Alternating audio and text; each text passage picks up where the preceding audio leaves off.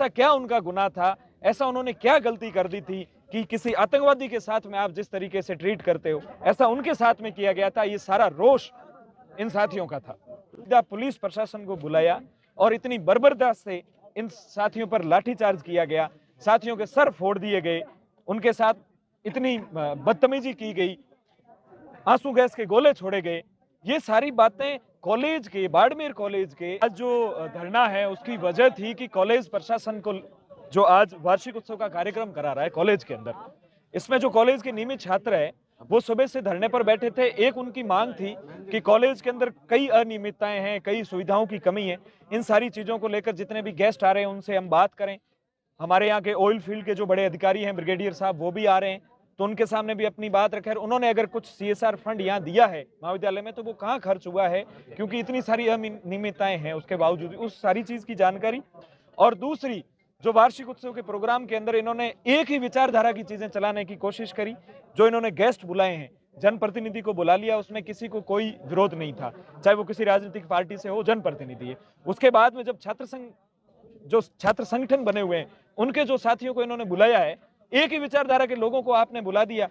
ये किसके कहने पर बुलाया और ये क्या महत्वाकांक्षा इनकी थी, इस बात को लेकर प्रिंसिपल साहब से जवाब मांग रहे थे ये छात्र। लेकिन इन सारी बातों को उनने सुनने की बजाय वो कभी उनके पास आकर एक बार भी उन्होंने बात नहीं करनी चाहिए और सीधा पुलिस प्रशासन को बुलाया और इतनी बर्बरता से इन साथियों पर लाठीचार्ज किया गया, साथियों के सर फोड़ दिए गए, उनके साथ इतनी बदतमीजी की गई, आंसू गैस के गोले छोड़े गए। ये सारी बातें कॉलेज के, बाड़मेर कॉलेज के स्टूडेंट के साथ की गई। ऐसा क्या उनका गुनाह था, ऐसा उन्होंने क्या गलती कर दी थी कि किसी आतंकवादी के साथ में आप जिस तरीके से ट्रीट करते हो, ऐसा उनके साथ में किया गया था। ये सारा रोष इन साथियों का था। पुलिस के ऊपर पथराव भी हुआ है और कई गाड़ियों के शीशे भी टूटे हैं। बिल्कुल, किसी भी रिकॉर्डिंग के अंदर आप देख लीजिए, कहीं पर भी कॉलेज का छात्र और इस धरने में सम्मिलित कोई भी छात्र इस तरीके की गतिविधि में कतई नहीं था। ये पूरा ड्रामा रचा गया। ये ड्रामा क्यों रचा गया, ये एक कहानी है। प्रिंसिपल साहब का कॉलेज के बाहर नहीं आना, पहले से कुछ अतिथियों को अपनी महत्वाकांक्षा के लिए उनके नाम देना और उसके बाद में निर्दोष छात्रों पर गलती करके खुद और फिर उनके ऊपर लाठीचार्ज करवाना, ये सारी एक कहानी है। इस कहानी के विरोध में ही ये सारे छात्र बैठे हैं। तो अभी जैसे प्रिंसिपल साहब यहाँ पे आए, आपसे वार्ता भी हुई, क्या वार्ता हुई उनके बीच? तमाम छात्रों के सामने और जो घायल छात्र हैं जिनके सर फूटे, उनके परिजनों के सामने बैठ करके प्रिंसिपल साहब से शांतिपूर्ण तरीके से हमने बात पूछी, जो हमारी मांग थी। एक भी सवाल का प्रिंसिपल साहब संतुष्ट जवाब नहीं दे पाए और चुप हो गए और वो यहां से चले गए। एक बार भी किसी सवाल का उन्होंने सही जवाब नहीं दिया। बोले आप तो जानते ही हो।